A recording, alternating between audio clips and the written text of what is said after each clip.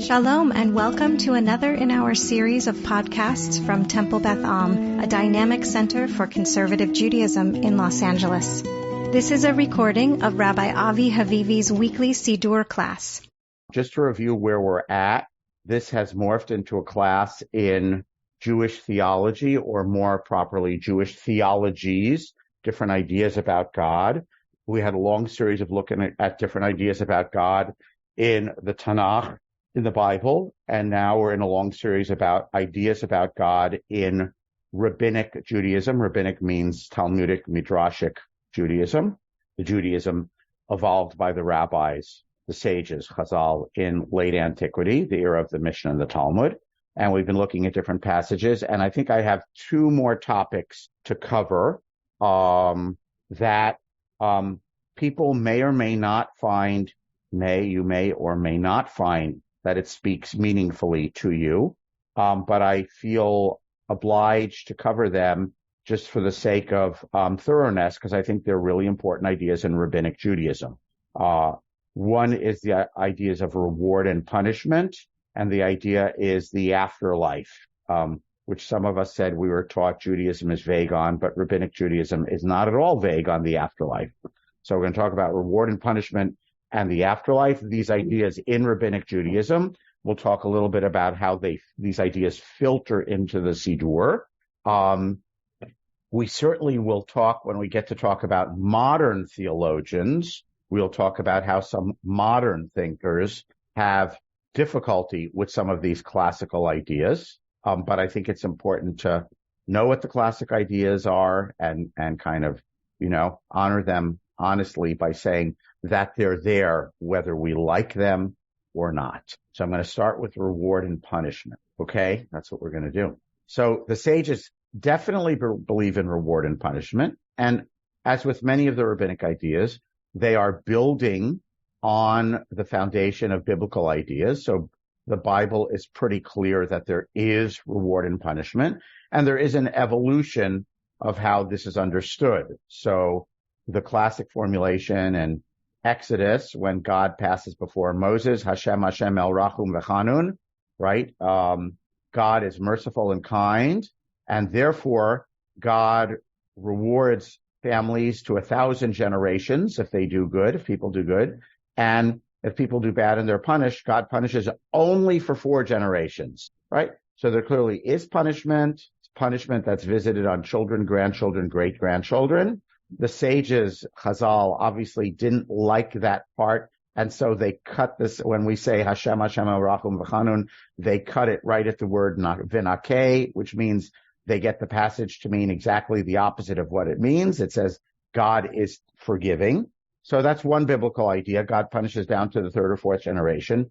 Then the prophet Ezekiel in the early 500s BCE, right around the destruction of the temple in Babylonia, says, no, there's a different, newer doctrine of reward and punishment. Rather, each person is rewarded and punished for their own good deeds or bad deeds, and nothing continues to the next generation. Your parent was wicked, but you were good, you'll be rewarded. If your parent was good, but you're wicked, you'll be punished. Period. End of story. By the way, if you were good and then earlier in your life and then you became wicked, you'll be punished. If you were wicked earlier in your life and you became good, you will be rewarded. Okay? So Ezekiel gives a doctrine of reward and punishment that's probably one that's kind of more familiar to us. That's about individuals. We also have, of course, the idea of corporate or group reward and punishment. Someone has to mute, please. Someone has to mute. It's me. Hang on. Thanks. And the group reward and punishment is best exemplified in the passage in Deuteronomy, Devarim, that we call the second paragraph of the Shema, right? If you hearken to my words, if you do the mitzvot, God will provide nature sustenance and you will thrive. And if you do not follow it, the mitzvot, and you follow other gods, then God will take this away and your society will starve. That's what it boils down to. Now, when we talked about this, when we talked about the Shema, I want to say months ago, but maybe a year or two ago, years ago, I don't expect anyone remembers this, but I shared that my own personal interpretation of this passage when I'm davening is not that it's a reward or punishment, but rather that it is an inexorable outcome. If a society lives up to its highest values, that society will flourish. If a society betrays its highest values, that society will wither. And I will allow you to have your own political thoughts about that, about any society you want to think about. So that's my personal understanding of the second paragraph of the Shema. In other words, that's how I live with it as a religious person. I don't mean to imply that that is actually the pshat or simple manifest meaning of the passage in Deuteronomy. I think the simple manifest meaning of the passage in Deuteronomy is God will reward the society or God will punish the society. Okay? So there are clear ideas of reward and punishment in the Bible. And of course, there's a whole book of the Bible which explores this theme, which is the book of Job, where it seems to be about, Job is a good person, but bad things happen to him. And how did that happen? And it seems that the world is unjust. And there's a whole biblical book exploring this theme, which many Bible scholars have, written about. A book about Job is like the magnum opus near the end of their career, when they're wise enough to contemplate these questions. And of course, there are moderns who deal with this also. So for the moment, we're just going to look at thinking of the classical sages, Chazal, our sages of blessed memory, which means the rabbis of the Mishnah and Talmudic era, on things they had to say about reward and punishment. Now, because the rabbis lived after the book of Job, and they had read the book of Job, they were well aware that reward and punishment do not necessarily obviously appear in this lifetime. They were well aware that there are good people who have very bad things happen to them and bad people who prosper. And so they emphasized as a corrective to this, corrective isn't exactly the right word, the afterlife. There's a whole bigger act 2 or final act that you people don't see in this life. And so when good people suffer in this life, it's punishment for whatever misdeeds they did, because everyone does misdeeds, but they will be rewarded in the afterlife. What that afterlife looks like, we're not going to talk about this week. We'll get to that in a week or two. Okay? Heaven and hell, rabbinic ideas about heaven and hell. And if people look like they're doing well in this life, it's because they are just getting rewards for the few little mitzvot they might have done. Okay? But don't worry, they're going to get theirs in the afterlife. So in thinking about the afterlife, is just a footnote. We know that in the biblical era, there was great emphasis on the afterlife in other cultures around the Israelites, Mesopotamians and Egyptians. The Israelites were surely aware of that great emphasis on the afterlife. There is various biblical things that say, there are people who speak to the dead, but you're not allowed to do that, which means speaking to the dead is possible, right? So the whole story of Saul and Samuel and the witch of Endor, okay? So there is something that happens after death. We don't know a lot about it, and that is generally de-emphasized in biblical religion. So afterlife is either absent or markedly de-emphasized in biblical religion. And then this idea is re-emphasized or resuscitated by the sages. And if you want to read a whole book about this, Rabbi Neil Gilman, Zal, Gilman, has a book it might be called The Death of Death. I think that's what it's called. And it's about the sages of the Mishnah and Talmud and their re-emphasized, right? Re-emphasis. Emphasis, you could call it new emphasis or re-emphasis, that's debatable, on the afterlife. And Josephus, of course, the historian of the first century, tells us that this is one big point of contention between the Sadducees and the Pharisees. The Sadducees, who are the Jerusalem priests, don't believe in the afterlife, and the Pharisees, who are the forerunners of the sages of the Mishnah and Talmud, do believe in the afterlife. So we do know that this was a matter of some debate, or let's say, Josephus, first century, so let's say somewhere around the time of Jesus, okay, among the Jews, whether there's an afterlife or not. By the time of the Mishnah and Talmud a couple hundred years later. Stages are clear. There is an afterlife, period, end of story. Okay? Everyone follow that? Are there any questions about that before we're going to look at some materials from the Mishnah and Talmud about this? Okay. Questions come up. We probably won't finish all this material this week, so we can linger with this issue until this topic into next week. Oh, sorry, I didn't screen share. Didn't there? Give me a moment. And as per usual, this will be posted at the shul's website, hopefully later today, maybe tomorrow. Everyone sees it. Someone waved their hand, which means yes, I see it. Great. Okay, reward and punishment. Let's just start with some basics. You know these ones. Pirkei Avot. Okay, the Mishnah, which means the year 200-ish. Rabbi Tarfon says, you know this. Hayom katzar v'hamlacha merubah. The day is short and the work is long, and the workers are lazy, and the payoff is big, and the boss is demanding. Okay, all of that speaking metaphorically about your deeds. And then he also said, Lo alecha hamlacha ligmor v'lo ata ben chorin lehi batel mimena. We sing that, right? It's not your job to finish all the labor. So Rabbi Tarfon is talking about labor and laborers, but his obvious nimshal, or what he's allegorizing, is what you do in the world. Not your job to finish it, but you're not free to desist from it, meaning you don't have to do, I always say we may not see the end of what you stand for and your values in your lifetime, but you still have to pitch in. Okay. If you learn a lot of Torah, you get a big reward. And here's where we're getting to today, the punchline. We don't usually read, when we talk about Hayom katzer v'hamlacha merubah, the day is short and the work is long, or lo alecha hamlacha ligmor, we don't usually get up to this part. Okay. V'ne'eman hu ba'al malachtecha sheyishalem lecha schar pulatecha. Don't worry.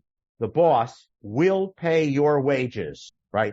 V'ne'eman, very important, that part, which is faithful, right? You might think I'm not getting my reward. Don't worry. The boss will send you your paycheck eventually. Check is in the mail. V'da matan scharan shel tzadikim le'atid lavo. And when will the righteous get their reward? Because, of course, if you're super righteous, you should get super reward. But, the righteous also have illness and have suffering in their families, and they die too. So when is their abundant reward? It kind of looks like their life is the same as anyone else's life. Okay? So it's said in some future time. He doesn't say when. Okay? And another Mishnah in Pirkei Avot makes this clearer. And it distinguishes between disciples of Avraham, which is taken as a metaphor for good people, and disciples of Bil'am Harasha, the wicked Bil'am, taken to be bad people. And he says, these are the traits of good people, these are the traits of bad people, these three things, those three things. I'm not going to read them. I'm going to go to the middle, okay? 6 lines before the end in Hebrew. What is the difference? Talmidav shel Aaron Avraham Avinu. 4 lines, and here the disciples of Abraham, our father, enjoy this world. They may get some reward in this world. I'm going to put in a may, even though it doesn't say that. But they're definitely going to inherit in the world that is coming. Ba'olam haba, we usually translate that as the world to come. Modern, cool rabbis who don't want to alienate their congregation because people may not believe in the afterlife, they tend to translate nowadays olam haba as the world that is coming. Could be some future, there will be peace in the Middle East in the olam haba, in the world that's coming. It may not be in 5 weeks or 5 months, but it might be in 50 years or whenever. Okay. But classically, olam haba means the world that is yet to come, meaning the afterlife. There's some afterlife. There's some world after this world. There's some existence after our earthly existence. Again, we're going to read more specifics about that in the next few weeks. Okay? So good people, disciples of Avraham, you may get some reward in this world. Don't worry, you're going to get it in the world to come. And there's a quote from Proverbs to support that. But the disciples of wicked Bilam, okay, they will inherit Gehinnom, which means hell. Okay? They don't inherit the world to come. They inherit hell, and they descend into the deepest pit. End of story. So good people will receive their reward in some future existence, which is not now, and the wicked will be punished down in hell. Okay. I know there are some of you who may not like this theology. Certainly there could be people whose first initial begins with L who would really disagree with this, right? But this is classic rabbinic theology. If you were to ask any sage in the year 400 in the Talmudic Academy, is this true or not? They would say, absolutely. That's what I think they would say. Okay.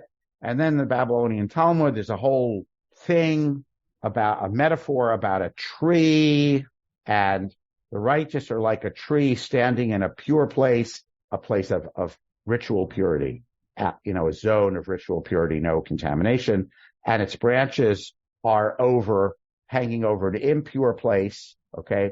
Its branches might get cut, but the trunk remains in the pure place. And again, the nimshal, or what this allegory stands for, is, they may have losses in the impure place, which is this world, but their trunk still stands in the place of purity. Okay? Here it is. It's explicit. Kach HaKadosh Baruch Hu mevi yisurim al tzadikim ba'olam hazeh kedei shirshu ha'olam haba.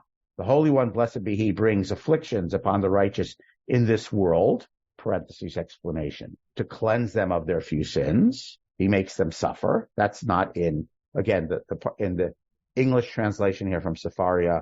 The bold is the actual words of the Talmud, and the non-bold is what the translator inserted to help you understand it. But then, since they paid off their suffering in this world, they will inherit the world to come entirely, giving a verse from Job as a proof text. The wicked, the opposite. They're like a tree whose trunk is in a tameh place, impure. Their branches are hanging over in a pure place. Okay. And if you cut off their branches, all right, meaning if they get their little bit of reward, their trunk is still standing in an impure place. So too, the Holy One, blessed be He, bestows good upon the wicked in this world for the few mitzvot that they have performed, in order to expel them and banish them to the lowest level of hell in the future. Period. End of story. Okay? So for the sages, the doctrine of reward and punishment is pretty clear cut. There is an existence after this existence in which all reward and punishment, which seems to not have been requited properly in this life, will be requited or recompensed or repaid or any other synonym you want to think of. So in the first passage we looked at, Rabbi Tarfon was a little vague. Le'atid lavo, in the future, and it's only talking about the good, okay? And this other passage in Pirkei Avot and the passage in the Babylonian Talmud are more explicit. We're talking about an existence after this one, which is called Olam Haba, okay? Kedei shirshu ha'olam haba, so that they inherit the world to come. And then the contrast to the world, inheriting the world to come, is going to Gehenna. Again, that is the rabbinic term for hell, and we will explore a little further maybe 2 weeks from now, a week from now or 2 weeks from now, rabbinic ideas about what hell is, okay? Which means, by the way, if you follow the logic of this, that if you're a righteous person, how do you feel about, I'll ask this as a toss-up question just to wake everyone up. If you're a righteous person, I'm going to unscreen share. Do that? There we go. So you can see it. If you're a righteous person, how should you feel when you suffer? Illness, suffering, all kinds of suffering we have in this life. How should you feel if you're a righteous person? What do you think? If you're sick, you'll feel sick. But how should you feel emotionally and religiously? Your view of your belief in God is challenged. Well, no, if you're a righteous person and you accept this doctrine, how should you feel when you suffer in this world? Michael, unmute. Yeah, unmute. Michael's having trouble unmuting. You should feel good about that, because whatever sins you have are being purged, and that's even increase your chances of going to Olam Haba. I'm not going to get punished in the world to come. I'm having to pay, pay now and enjoy later. Either you enjoy now and pay later, or pay now and enjoy later. So I'm working off my sins, as it were, if you accept this theology, right? If you Avi, you just got muted. Sorry, I muted me. I didn't mean to do that. I meant to mute you. Okay, you can mute you. All right. Okay. So you either pay now and enjoy later, or enjoy now or pay later, one or the other. If I'm paying now, I'm going to get to enjoy later if you accept this doctrine. Larry is saying, but you can feel challenged. Okay. So let's look back, take a few more minutes and look at a couple. Oops. What am I sharing? Can you see that now? Are we back? Michael? Yeah. Okay. Great. Okay. A couple of things that look at this question. Babylonian Talmud and Arachin, short passage. Rabbi Ishmael says, anyone who passes 40 days in this world without suffering, that's bad news for you, man. Okay? Because that's it. You got your reward. Okay? I'm going to say that again. You go through 40 years, 40 days, no suffering, no pain, nothing bad happened in your life. Ooh, you should really worry that you are getting your reward now. Okay? In the West, they say, when the Babylonian Talmud says in the West, what do you think they're referring to? What would the West be for the sages of the Babylonian Talmud? Jerusalem. Israel, right? So 2 centers of learning, Babel, Jerusalem, Babylonian, Israel. It's not actually Jerusalem because there's no significant Jewish life in Jerusalem at this era. It's probably in the Galilee, but that's close enough, right? It means in the land of Israel. So in the Babylonian Talmud, they are saying those of the school of Rabbi Ishmael, who was a rabbi in the land of Israel 100 or 200 or 300 years before this passage, they say, those who are from that school say, hey, you have 40 days of no suffering. You should really worry. You got your reward. And in the West, they say about this, Puranut mizdamenet lo. Bad things are coming down the pike. Pretty pessimistic view of life, right? 40 days, no suffering, bad things are going to happen because you have not gotten, because everyone has sins. Okay. All right. So here's the challenging moments. Larry brought up your theology can be challenged. When Rabbi Ishmael and Rabbi Shimon, this is in the Midrash called the Mechilta to Rabbi Ishmael, Rabbi Ishmael and Rabbi Shimon were being taken out to be executed. Any idea when this might have taken place? When were rabbis taken out to be executed that we hear about in rabbinic literature? During the Roman period.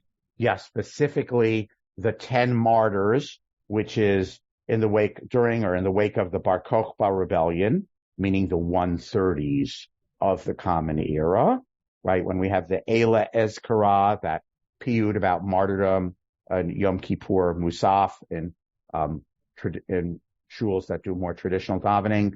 That's about the 10 martyrs in the Roman period under, I can't remember which emperor, in the 130s, Hadrian, maybe not Hadrian. I'm fuzzy on my Roman emperor chronology. So it was their turn to be executed. Rabbi Shimon said to Rabbi Ishmael, Rabbi, I'm upset. I don't know why I'm being executed. Meaning, this must be punishment for something, and I don't know what it is. Rabbi Ishmael said to him, look, is it possible that someone ever came to you for a judgment? And you said to him, judgment means like a law case. And you said to him, you know what? I'm in the middle of dinner. Let me finish dinner first. Or you know what? I'm just tying my shoes. Could you let me finish tying my shoes? Or I got to finish putting on my cloak. Meaning you made someone who came to you for a judicial ruling wait. Okay. And then he gives a proof text of why this is. Don't worry about it. Don't worry about the proof text. Is it possible you were a judge your whole life? Is it possible you were ever inconsiderate, did not exercise your judicial function zealously and quickly, and actually made someone cool their heels in the waiting room? Uvadavar hazeh amarlo, Rabbi Shimon said to Rabbi Ishmael, Nichamtani, Rabbi, you consoled me. Thank you. Right? What's the point of that story? The point of that story is like, yeah, I have done that. Okay. I guess that's why I'm getting punished. Consolation, because you've answered Larry's question. Okay. The theology fits. By the way, this is in the middle of a long passage about it's bad to keep people waiting in judgment if you're a judge for the following reason, right? The judge shouldn't take extra time in recess, according to this, okay? So Rabbi Shimon is saying to Rabbi Ishmael, my theology, I'm going to use Larry's terms, my theology is being challenged right now. What have I done to deserve this? And Rabbi Ishmael says, look, as a judge, did you ever keep anyone cooling their heels while you were taking care of your personal needs? Your personal needs were more important than hearing their judgment and responding. And Rabbi Shimon says, thank you. Now I understand. Implied, of course I've done that. And now I understand why I'm being punished. And the theology fits. Okay. There's a longer version of this same idea, but maybe different in Avot to Rabbi Natan, which is kind of the Tosefta on Pirkei Avot. Sword comes to the world because of delay and perversion of justice. When Rabbi Shimon ben Gamliel, different Rabbi Shimon, and Rabbi Ishmael were taken out to be killed, Rabbi Shimon ben Gamliel was sitting and wondering, and he said, woe are we we're being killed just like evildoers, right? So obviously a different version of the same story. They're taken out to be executed, and he's saying, whoa, I'm being treated here. I'm getting a punishment in this world as if I was a wicked human being. Rabbi Ishmael said, may I suggest something to you? Rabbi Shimon said, go ahead. So same idea. My theology is being challenged. Okay. Rabbi Ishmael said, look, okay, I got an idea. Rabbi Shimon says, okay, tell me what you think. Rabbi Ishmael says, maybe once, a little bit different. You were sitting at a meal, poor people came and stood at your door and you didn't feed them. Oh, Rabbi Shimon said, oh, God forbid, I never did anything like that. I had a butler, and the butler always knew if poor people ever come to my door, he should send them right into the meal. Okay. Rabbi Shmuel says, okay. Maybe you were sitting and preaching at the Temple Mount and you made everyone else stand. Hold on a second, Larry. You made everyone else stand. You were a little bit arrogant. They were all standing. You were sitting. They really liked your sermon. And so you were going on with flourishes and it was narcissistic and you forced them to stand a little bit longer. Okay. So there are two possibilities, but a third happens. One possibility is, literally, Rabbi Shimon might say, like he said for the first thing, heaven forbid I never did that. It's one possibility, literally. Second possibility is like the version in the Mechilta to Rabbi Ishmael. He could say, you have consoled me, Rabbi, nichamtani. Yeah, of course I did that. Now I understand why I'm being punished. But this version has a third way, which I want to kind of leave us with. Rabbi Shimon said to Rabbi Ishmael, Yishmael achi, brother Yishmael, Muchan Adam sheyikabel et pig'o. A person must simply be ready to receive his punishment. Okay, I don't like the word punishment as translation for pega because that is an incorrect word. It's a very unusual word. It means more like encounter. In English, we might call it happenstance. It's from Kohelet, Ecclesiastes, where Kohelet says there's a time to be born and a time to die and a time to gather stones and a time to throw away stones. The eight vafega yikre et kulam. Moment and circumstance happens to everyone, meaning Kohelet seems to be saying there may not be a rhyme or reason. There may just be fate, which is different than destiny. Fate, meaning, as they say nowadays, stuff happens. So Yishmael does not say, you comforted me. He doesn't say, you're right, now I have a reason. He seems to be saying, I want to interpret this third way as, there isn't necessarily a reason, which might mean that he is dubious about this classic theology, right? He is saying, this doesn't make sense to me. Rabbi Shimon is trying to say to him, okay, in terms of how the system works, we all know what we believe. So this is how it might make sense. Maybe he did something bad. And Yishmael leaves him saying, person just needs to accept their fate, right? And again, I just want to point out, it's not 100% clear what he means by that. He might mean stuff happens, don't look for a reason. He might mean there isn't a reason. He might mean there is a reason, but I'm not going to understand it. Not entirely clear what he means by that, but I'm just going to say this version whereas the first version of the story that I gave in the Mechilta it says, the version makes everything fit neatly, and he says, you have comforted me. Now I know exactly why I'm being punished, right? Because we have a doctrine that the righteous get their punishment in this world, right? Talmidav shel Avraham Avinu, right? They will get the world to come, right? Or, the story about the tree, right? It's my bad branches that were cut off in the impure world. Don't worry, my tree trunk stands in the pure world, meaning in the world to come. So that would be the theology of the version of the story in the Mechilta. The version of the story in Avot Rabbi Natan ends very differently. It ends with a question mark, right? Instead of Nichamtani Rabbi, it's Yishmael Achi, brother Yishmael, Muchan Adam Sheyikabel et Pigo. A person needs to be ready to accept that which is encountering them. That's what it means. I'm going to leave it open to interpretation. Okay. I don't want to say definitively that he's expressing doubt. That would be one interpretation of it. Okay. Discuss, Larry. So first of all, I just want to comment. I think the word pigua has got to be related to the modern Hebrew pigua, which means an attack. It usually refers to a terrorist attack. Yeah, although it also means it can mean an accident. It means something that literally, it means something that happened to you. It has lifgoa b'mishahu could mean I encountered that person. It could also mean I insulted that person. Okay. So it means at its simplest core meaning, it means to encounter something which might be unexpected, usually. Okay. Unplanned. And it frequently has a negative connotation, encountering something unpleasant. You might apologize to me, Larry, for something you said that you think insulted me or wounded me, and I'd say, "Lo pagata bi." You didn't hurt me. Okay. So it's an encounter, not a prolonged encounter. It's a bump encounter that generally has a negative connotation. By the way, that negative connotation probably goes back to Kohelet, probably goes to biblical use. It's an encounter of an unpleasant nature. Everyone encounters fate. Which you could say, Kohelet just means, you know what? Someone was in the car when someone else ran the stop sign. Just how it is. Okay. Which might be what Rabbi Ishmael might say in the second version. Larry, do you want to add something else to that? I only want to say very briefly, I know this is not a class, not a discussion of different theologies. Well, it is. This is just one of them today, but go ahead. So feel free.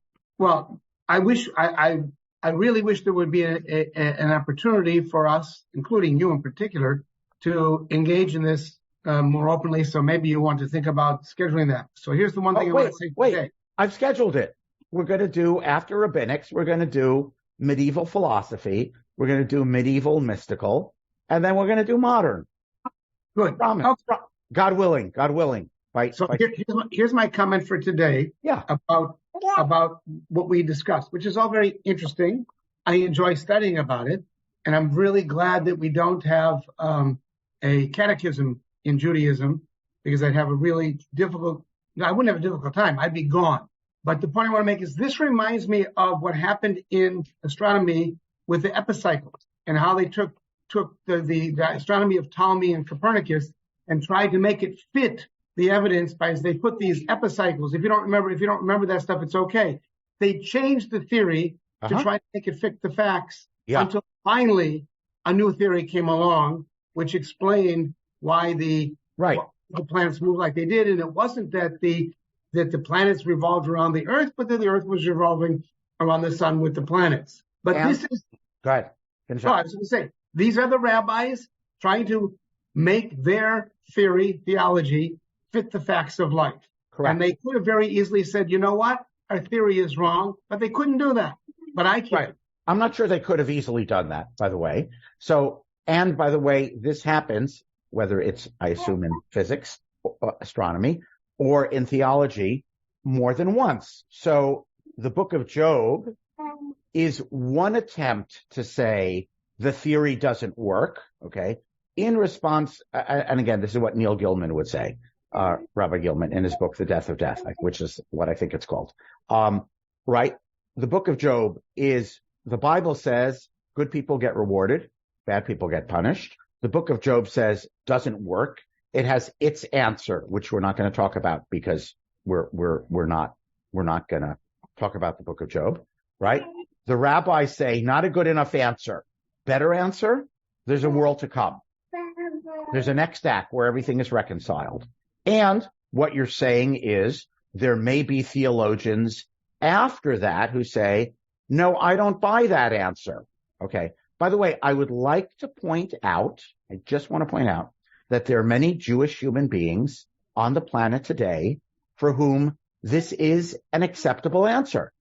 Okay. So there may be people for whom it is not, right? And I promise in this class, we'll get to the moderns. What we're not doing, we're not going in topic silos. So what we're not doing, I'm going historically because that's how I think. So we're not doing, here's what the Bible thought about reward and punishment. Here's what the rabbi said about reward and punishment. Here's what Rabbi Brad Artson says about reward and punishment. So it could be a class that was arranged that way. It's not arranged that way. We're sort of looking at different eras. And I would like to, as challenging as it is for many of us, including me, I would like to honor that theology by just saying, again, to study it and just be fully aware of what it is. And I also want to honor it by saying it works for a lot of people. It may not work for Mr. X, but it certainly works for Ms. Y. Okay. So we took a poll and we said Jews, however many we are at the moment on the planet, I don't know, 15 million or 16 million or something, do you believe in the afterlife when there's a reward and punishment? By the way, does anyone want to make a guess? I don't know what the answer is. Let's close with a guess. How many Jews of those alive on the planet, what percentage do you think would say, yes, I believe in reward and punishment in an afterlife? What percentage? What's your guess? There's no wrong answer because I'm pretty sure there's no data on this. So you can't be wrong. What's your guess? 1/3. 1/3. Michael? Yeah, I was thinking more like 40%, but 20%, 40%, third. Okay, meaning not more than half, but an awful lot of people. Okay. Avi, this is my reward. I got it. Well, I hope it's not, based on rabbinic theology, I hope it is not your full reward. I hope there is reward in the world to come as well.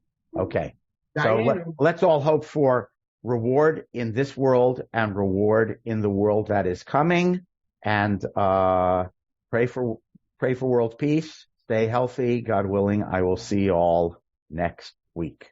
You have been listening to another in our series of podcasts from Temple Beth Am, a dynamic center for conservative Judaism in Los Angeles. If you enjoy these podcasts, we invite you to write a review on the Apple Podcast site or wherever you get your podcasts. For more information about Temple Beth Am Los Angeles, go to tbala.org.